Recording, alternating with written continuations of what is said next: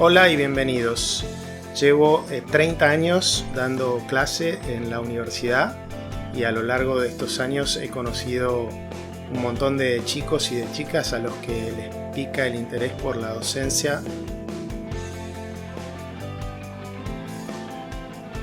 Si están acá, capaz que es porque ya nos conocemos, pero por las dudas, soy Santiago Legarre y me encantaría que me acompañaran en este podcast titulado Ser Profesor.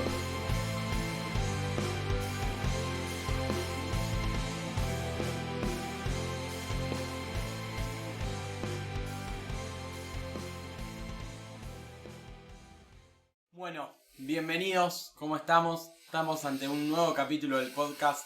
Santiago, ¿cómo estás? ¿Qué tal? ¿Cómo están? Buen día. Nos acompaña, como casi siempre, Luz. ¿Qué tal? Y bueno, Lucas. Y yo, claramente, Lucas Bolos. El capítulo de hoy es las clases. Bueno, vamos a empezar con una pregunta que es una pregunta simple, pero por ahí la respuesta no es tan simple. ¿Qué es una clase perfecta para vos? Bueno, salió en otro episodio que el profesor tiene que lograr que el alumno piense que vale la pena venir a clase. Ese es mi punto de partida. Tiene una tremenda competencia el profesor, que es el cuarto del alumno. Quedarse en casa estudiando, incluso a veces por el libro del mismo profesor. Entonces el alumno inteligente tiene que tener una respuesta buena, satisfactoria, convincente a la pregunta ¿por qué salir de mi casa? Eso siempre fue así, pero ahora, después de la pandemia, mucho más todavía. Desde ese punto de vista, yo pienso que la clase perfecta es una clase no perfecta. La perfección se puede lograr en un libro. En cambio, para mí la clase perfecta es un caos. Es un caos ordenado, donde el profesor, para poder enseñar, va a intentar desconcertar y sorprender todo el tiempo. Es una especie de ruleta donde no se sabe dónde se va a detener la pelotita. El alumno está así como esperando y muchas veces lo que quiere decir que se detiene en negro el 8 es que justo a él le toca una pregunta. Y ahí respira aliviado porque piensa, ahora le va a tocar a otro. Claro. Pero no, a lo mejor de vuelta toca negro el 8, como pasaría en un casino. Entonces, creo que esa es una parte importante de la tarea del profesor que se relaciona con la faz teatral, actoral del profesor, que tiene que hacer cosas raras, justamente para justificar que estemos acá. Después, todo lo que sea una transmisión lineal de conceptos, tomá, lee de este libro. Si uno sabe castellano, eso se va a lograr cuando uno le da clase a cierto tipo de estudiantes que no abundan y menos todavía abundan juntos en un mismo grupo, de manera que constituyan la totalidad de ese grupo. Casi no ocurre nunca esto, pero cuando ocurre esto, entonces todo lo teatral, todo lo cómico, todo lo de asustar y sorprender puede reducirse mucho. Y el profesor, en esos casos excepcionales, algún seminario con alumnos que ya ha tenido antes, el profesor en esos casos se puede sentar y dedicarse solamente a exponer, a hablar y a preguntar sin actuar. Pero lo normal será que esté parado siempre y actuando. ¿Y cómo preparás tus clases? Porque imagino que Constitucional das hace varios años, por ahí ya tenés un estándar de clase preparado para los temas que querés dar, pero hoy en día lo pensás más, lo preparás, por ahí tanteás con el grupo después de la primera clase, qué es lo que convendría más. Trato de preparar todas mis clases y las veces que no me sale este propósito, casi siempre me va mal en esa clase. Eso me lleva a pensar que la preparación, en mi caso, que llevo 30 años dando clase, es muy importante. Si uno lleva menos tiempo, es más importante todavía. Sobre cómo prepararlas, sin embargo, no tengo una receta clara, más que que hay que dedicarle un tiempo concreto y yo en el día previo y en las horas previas estoy como muy enfocado y atento a las vibras, a las inspiraciones que me puedan venir así de último momento, que hacen que de repente una clase tenga un toque mágico. Todo lo otro es obvio, leer los materiales, saber qué es lo que uno quiere transmitir. ¿Qué es lo más importante de una clase? ¿Qué quiero yo con esta clase? Claro. ¿Qué me propongo lograr en esta clase? Si uno no sabe eso, no ha preparado la clase. Lo más importante de la preparación es tener eso muy claro, muy identificado para poder después intentar lograrlo. Claro, muy bien. Bueno, y tenemos acá una pregunta sobre qué es lo que distingue tus clases, pero no queremos que vos nos respondas esa pregunta. Así que tenemos a Enrique Cadenas que nos va a contar un poco su punto de vista. ¿Enrique Cadenas desde Londres? Desde Londres. Mirá qué bien. Nos volvimos Internacionales. Creo que lo que más me impactó de su estilo de enseñanza, viniendo del colegio a la facultad, fue un detalle muy menor, pero que para mí fue importante, que se supiera los nombres de todos los ingresantes desde el primer día. Creo que eso tuvo dos impactos. El primero, un impacto desde el punto de vista de la relación, de poder entablar un vínculo de persona a persona con un profesor, que en ese momento, viniendo del colegio a la universidad, hay una gran distancia, o aparente al menos.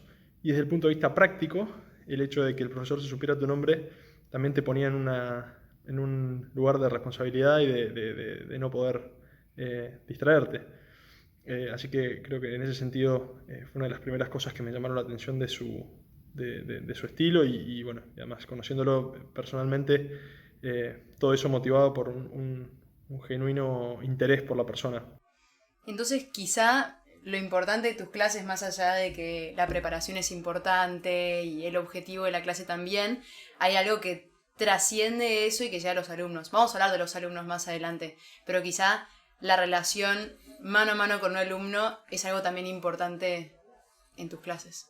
Sí, es importante. Yo me tomo bastante en serio lo que algunos llaman peyorativamente la dimensión disciplinar de las clases y pierdo tiempo con eso, con explicarle a alguien que llegó tarde, que no tendría que haber llegado tarde, después en ver qué responde una persona frente a ese señalamiento, a veces después hacerle notar que en lugar de haber dado una excusa, tendría que haber pedido perdón y cosas así. Le dedico tiempo a eso, que resulta en, inevitablemente, gente que se molesta, gente que dice, pero este no es mi papá o esto no es el colegio.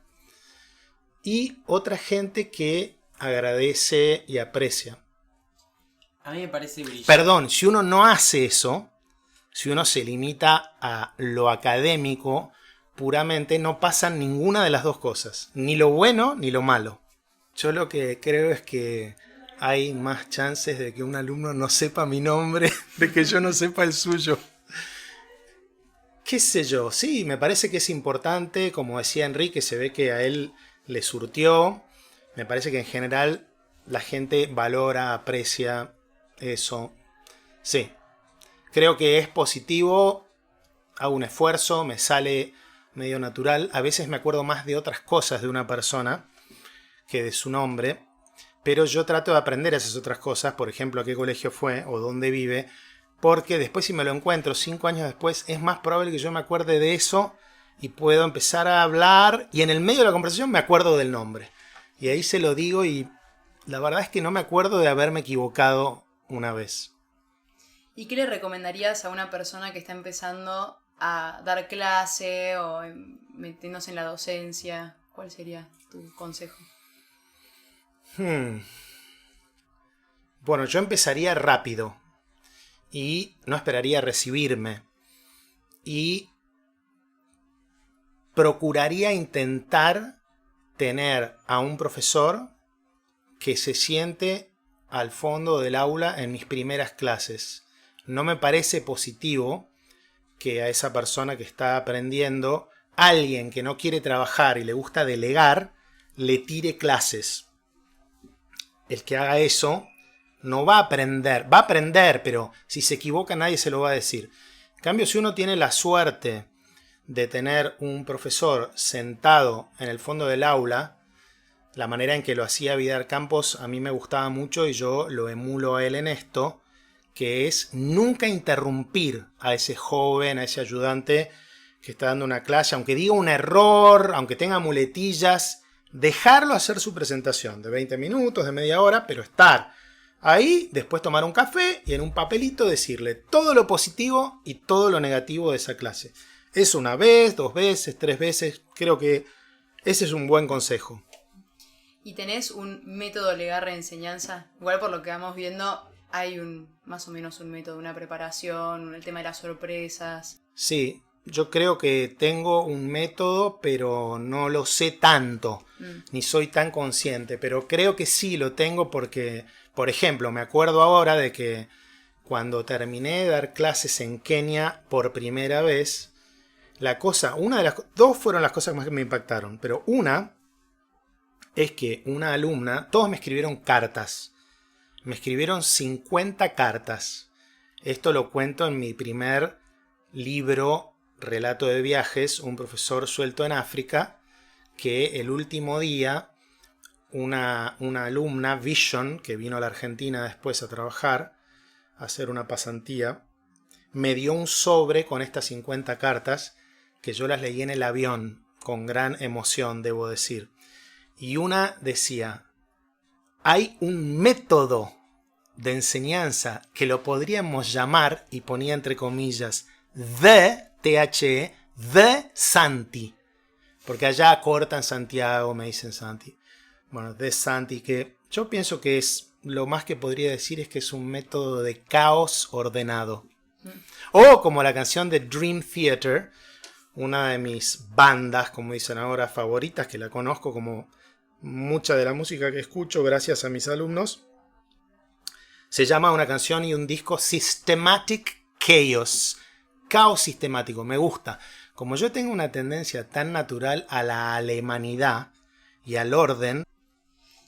Al principio del podcast remarcaste la importancia de lograr que el alumno quiera ir a clase. Se me ocurren 1000 razones para que un estudiante esté mejor viniendo a clase en la universidad que quedando en su casa.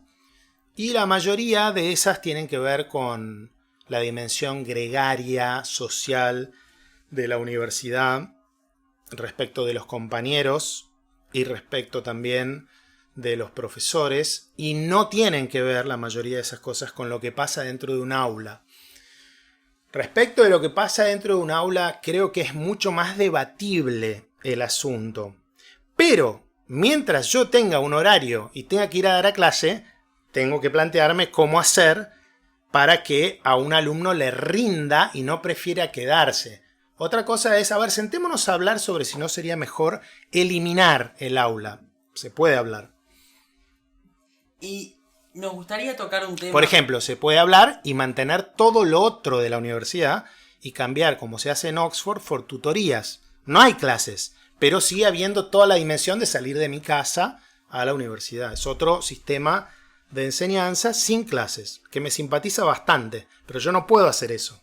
¿Cómo es eso? ¿Cómo funcionan las tutorías? Parecidas a las del taller de escritura, excepto que no van de la mano, no simultanean con clases. Toda la enseñanza se hace a través de tutorías. Entonces vos cursás al mismo tiempo 1 o 2 materias, nada más. Y mientras la cursás, estás todo el día en la universidad con tus compañeros estudiando. Y una vez por semana tenés una tutoría con tu tutor para rendir cuentas de tu estudio de esa materia, escribir un ensayo, leerlo, hacer preguntas. Es nada que ver con el sistema estadounidense, argentino, europeo.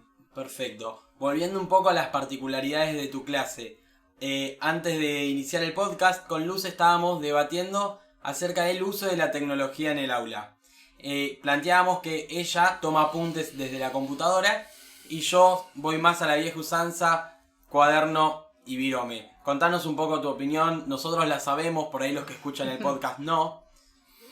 Yo camino por los pasillos de las universidades que conozco y veo con mucha tristeza una especie de guerra silenciosa donde de un lado hay un profesor con una computadora o con una pantalla a la que mira y explica cosas, y del otro lado un grupo de alumnos donde cada uno tiene su propia pantalla. Algunos hacen como Luz, otros quieren hacer como Luz, pero les parece que va tan lento todo, que es tan fácil de entender, que aprovechan, minimizan, abren otra cosa, contestan un correo, por ahí Luz me lo contesta a mí, miran un resultado de su deporte favorito, qué película se estrenó ayer jueves, lo que sea. Veo mucho eso con gran tristeza, y en eso veo un ejemplo perfecto de por qué no tendría sentido venir a la universidad. Porque eso que estoy haciendo lo puedo hacer en mi casa. De hecho, ¿qué hacen muchos alumnos? Le piden al profesor los mismos slides que pasa en la clase. Entonces, yo no voy a clase, pedíselo vos, que vaya uno en representación de todos. ¿A qué va? Y a pedirle los slides, nada más. ¿Qué aporta la clase? Nada más, nada. Muchas veces, lamentablemente, es así. Entonces, ¿cuál es el problema en sí mismo con tomar apuntes en una computadora? Quizá haya alguno que yo no conozca, pero yo no veo ningún problema.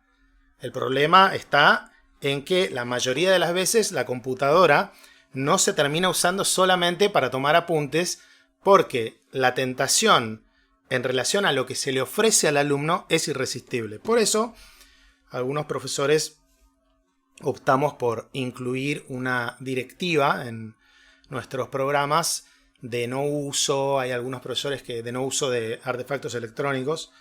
Hay algunos profesores que lo hacen de una manera un poco más explicada o simpática, diciendo que hay estudios que demuestran que un alumno se distrae, que la mayoría de la gente no puede tipear, o que si tiene al lado a alguien que está jugando al póker se distrae. Algunos otros profesores más simpáticos todavía escriben que ellos mismos les pasa eso también, y que entonces ellos son parte y entonces nos ayudamos entre todos, y lo prohibimos, que es algo muy creciente. Cada vez pasa más entre los mejores profesores en Derecho, porque en Derecho las mejores clases no necesitan de la tecnología.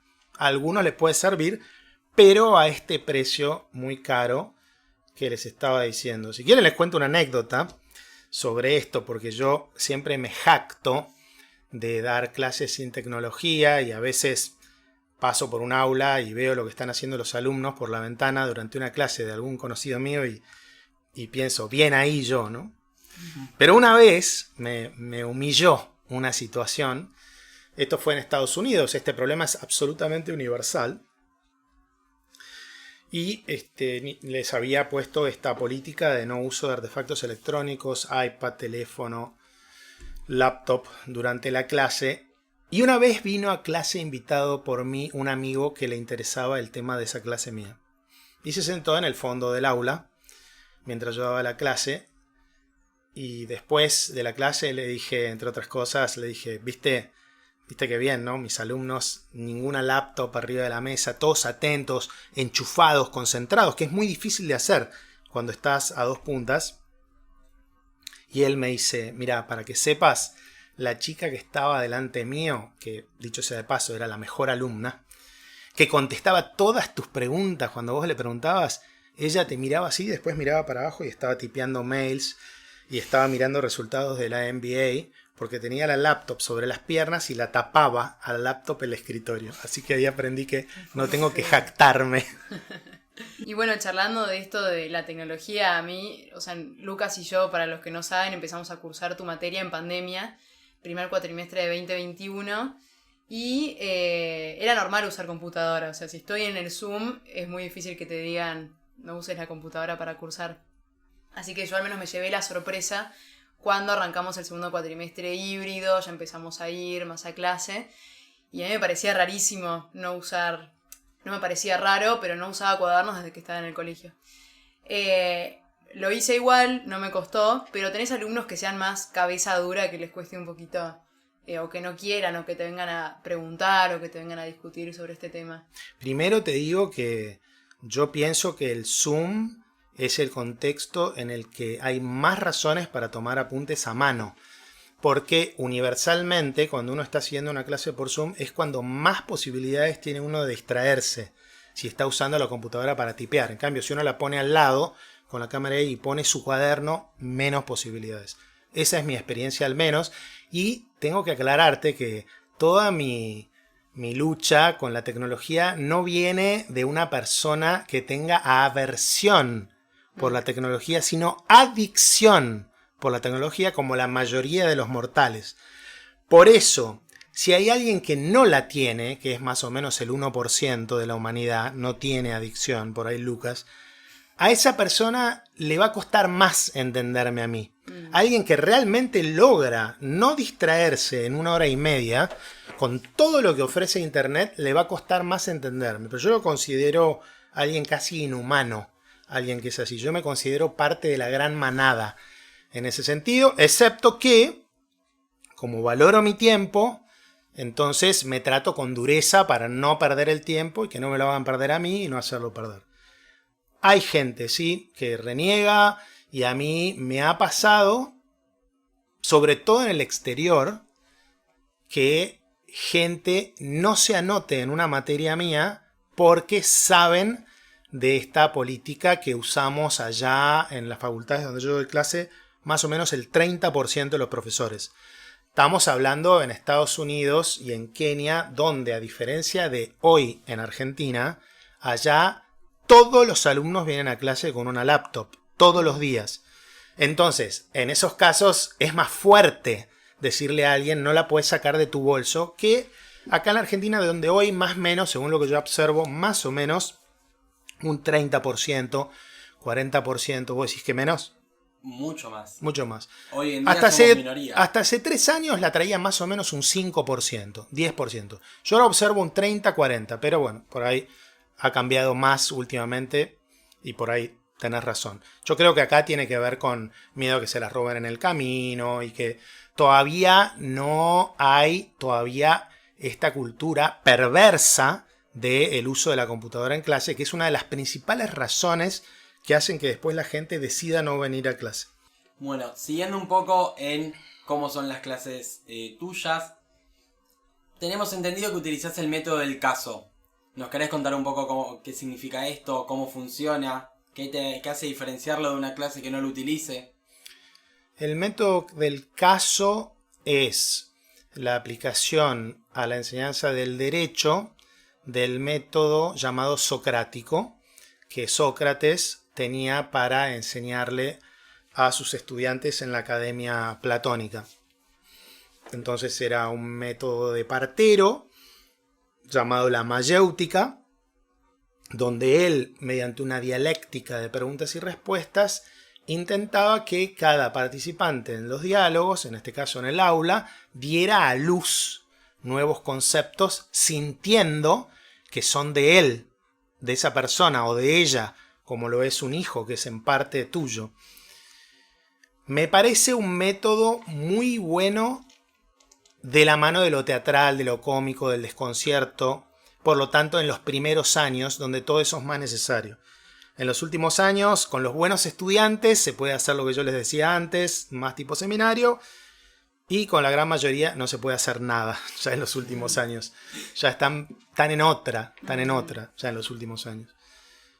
Bueno, pienso que cuando se trata de enseñar especialmente algunas materias como Derecho Constitucional y otras materias de Derecho, tomar casos, hacerlos leer antes y tener una clase basada en preguntas y respuestas ayuda mucho a enseñarle a razonar a los estudiantes. El método del caso no tiene por finalidad el transmitir cantidades de conocimientos, sino que tiene por finalidad el enseñarle a una persona a razonar, a equivocarse, a corregir.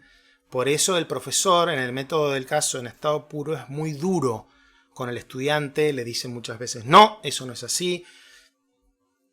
Y eso duele, pero ayuda. El riesgo que tiene el método del caso en algunos profesores es que se olviden de su compromiso con la verdad y de que hay ideas que verdaderamente vale la pena enseñar, y entonces se convierta solo en una herramienta formal que puede llevar muy fácilmente al cinismo, al cuestionamiento de todo. Primero te quiero contar y aclarar que cuando uno da una materia en la cual no hay casos, por ejemplo, alguna de las materias filosóficas que ustedes tienen, filosofía del derecho, por dar un ejemplo entre muchos, teoría política, introducción a la cultura, igual se puede usar el método del caso, es decir, el método socrático con textos.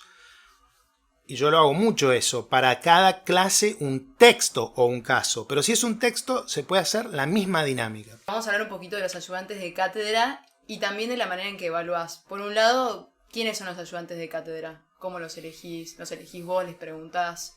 ¿O te preguntan ellos por ahí? Muy importante el tema ayudantes de cátedra para mí. Es algo importante porque lo considero parte de mi misión, de mi función, el darle cancha, el darle pista a gente que el día de mañana quiera dedicarse a lo que me dedico yo, que siempre van a ser pocos. La mayoría va a querer ejercer la profesión de una manera convencional, mayoritaria, pero siempre va a haber unos pocos o que tienen la inclinación o la duda o la tentación, y es parte de mi rol, yo y otros, darles cancha, darles pista, que prueben y que tengan a alguien, como te decía antes, que los escuche, que se siente, que vaya. Importante desde ese punto de vista. Importante para mí también, porque esos ayudantes son un apoyo, no tanto realmente un apoyo en lo que hace al contenido de la materia, pero más que nada un apoyo en lo que hace a compañía o afecto. ¿Cómo los elijo? La verdad es que en esto también soy caótico, un caos ordenado o sistemático, porque si vos estudiás los ayudantes que he tenido, y he tenido ayudantes en los últimos 25 años, pónganle, o más quizás, porque ya de entrada yo tenía de entrada un equipo de 3 ayudantes al año de recibirme, principalmente porque me divertía. Esa es lo principal, que me olvidé de decir, que tiene que ver con lo segundo. Porque me divertía, entonces siempre tuve, a veces los ayudantes, a veces no solo no te ahorran tiempo, sino que te sacan tiempo, casi siempre es así, pero no importa, porque en la ecuación final eso pesa mucho menos que el afecto, la compañía, la diversión. Bueno, si vos mirás, creo que es bastante difícil encontrar un pattern entre mis ayudantes, un criterio, un común denominador, porque he tenido gente más vaga, más nerd. La verdad que creo que en eso está bueno, porque de alguna manera cualquiera tiene chances. Varones, mujeres vas a encontrar muy parejo probablemente. Y está bueno también porque es un poco más impredecible. Así que creo que así yo te diría. Y no tengo como un sistema o una escuela y siempre muchos. Y siempre abierto. Por ejemplo, me acuerdo una vez, año 2001, que vino una persona que yo jamás se me hubiera pasado por la cabeza y me dijo si podía ser mi ayudante el año siguiente. Porque a veces es así.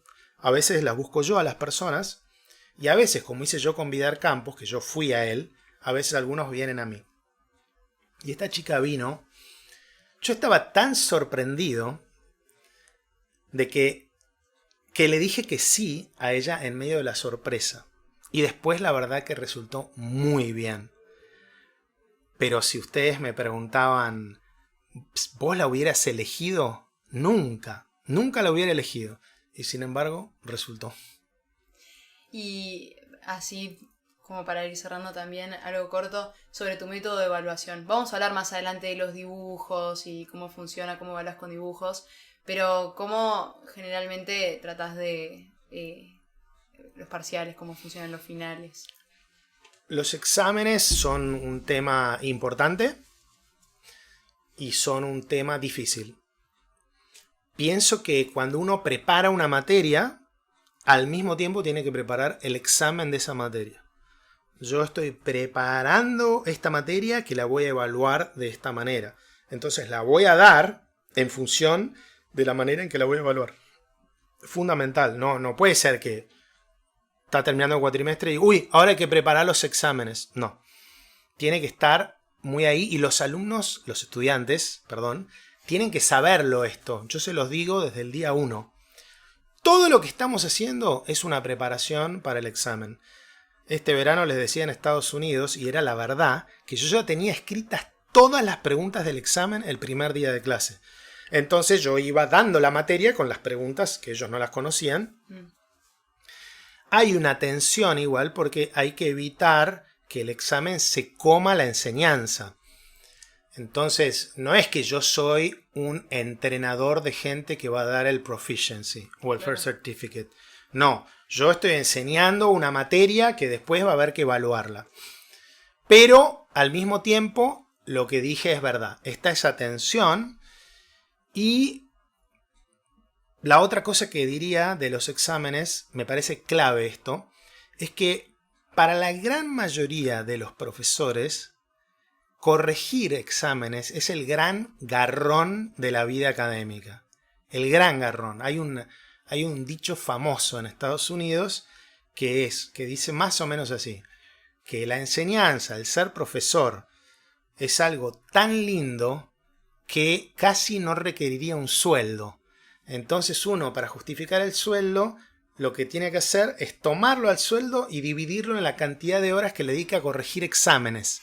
Que esa es la única parte que realmente necesita un estímulo de esa naturaleza. Bueno, yo no lo veo así para nada. Y me parece muy importante. ¿Por qué? Porque el examen, para mí, si quiero ser un buen profesor, es la hora de la verdad. Es donde yo sé si fui o no un buen profesor. Si a los estudiantes les va masivamente mal, es culpa mía claramente, no de ellos. Entonces yo estoy como con una gran ansia de ver cuántos se sacan 10, que es como el gran triunfo, tratar de lograr eso. Por eso también trato de darle a la gente lo que le corresponde. Y si yo hago las cosas bien y tengo buen material humano, lo que va a corresponder es que la mayoría tengan notas altísimas y hay que darlas. Y al que le va mal hay que ponerle nota muy baja. Muchas gracias, Santiago. Ya terminamos por hoy. Así que nada, nos veremos en otro episodio. Bueno, gracias a ustedes. Buen día. Que tengan buen día. Gracias. Chau, chau.